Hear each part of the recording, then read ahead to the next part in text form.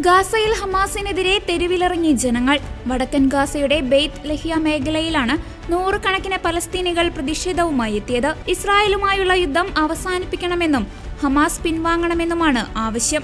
Hamas out എന്ന മുദ്രാവാക്യവുമായാണ് പ്രതിഷേധക്കാർ ഹമാസിനെതിരെ തെരുവിലിറങ്ങിയത്. Hamas അനുകൂലികൾ ഭീകരരാണെന്നും യുദ്ധം അവസാനിപ്പിക്കണമെന്നും പ്രതിഷേധക്കാർ പറഞ്ഞു.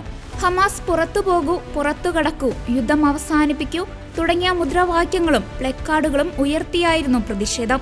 ഞങ്ങൾക്ക് സമാധാനം വേണമെന്നും ഭക്ഷണം കഴിക്കണമെന്നും പ്രതിഷേധക്കാർ ആവശ്യപ്പെട്ടു.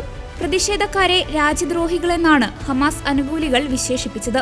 അതേസമയം പ്രതിഷേധത്തോട് ഹമാസ് ഔദ്യോഗികമായി പ്രതികരിച്ചിട്ടില്ല. അതിനിടെ മുഖംമൂടി ധരിച്ച ആയുധധാരികളായ ആളുകൾ പ്രതിഷേധക്കാർക്കിടയിലേക്ക് എത്തുകയും ഭീഷണിപ്പെടുത്തി പിൻവാങ്ങാൻ നിർദ്ദേശിക്കുകയും ചെയ്തതായി രാജ്യാന്തര മാധ്യമങ്ങൾ റിപ്പോർട്ട് ചെയ്തു. ഹമാസിന്റെ ക്രൂരതകൾക്ക് ഗാസയിൽ നിന്ന് തന്നെ പ്രതിഷേധങ്ങൾ ഉയരുകയാണ്.